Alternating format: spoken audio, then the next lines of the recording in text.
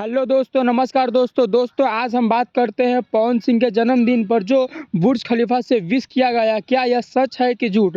दोस्तों बहुत सारे लोग कहते हैं कि सच है, पवन सिंह को सच में बुर्ज खलीफा से विश किया गया, और बहुत सारे लोग कहते हैं कि झूठ है, पवन सिंह को बुर्ज खलीफा से विश नहीं किया गया। लेकिन दोस्तों हम आज के इस वीडियो में हम आज पूरा क्लियर कर देंगे क्या यह फेक है या रियल। दोस्तों इससे पहले अगर आप लोग मेरे चैनल पर नए हैं तो प्लीज़ मेरे चैनल को सब्सक्राइब कर लीजिए, क्योंकि दोस्तों हम भोजपुरी से संबंधित सभी खबरों को अपने चैनल पर लाते रहते हैं। दोस्तों इसका जवाब मैं एक शब्दों में ही देना चाहूँगा। दोस्तों मैं बता देता हूँ कि पवन सिंह को जो बुर्ज खलीफा से विश किया गया था यह सरासर झूठ है, एकदम झूठ है। दोस्तों पवन सिंह को बुर्ज खलीफा से विश नहीं किया गया था।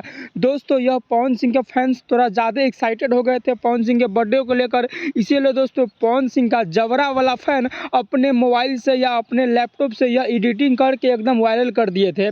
दोस्तों आपने देखा होगा कि जितने भी न्यूज़ चैनल है, बड़े बड़े चैनल है, यह दिखा रहे थे कि पवन सिंह के बर्थडे से चमका बुर्ज खलीफा, लेकिन दोस्तों यह सरासर गलत है। दोस्तों मैं आपको बताना चाहूँगा कि अगर आपको किसी बुर्ज खलीफा पर एक दिन अगर प्रचार कराना है तो उसका खर्चा होता है दोस्तों 50 लाख रुपया। और दोस्तों पवन सिंह इतने मूर्ख नहीं है कि वह अपने बर्थडे पर सिर्फ एक चीज़ के लिए 50 लाख रुपया खर्च करेंगे।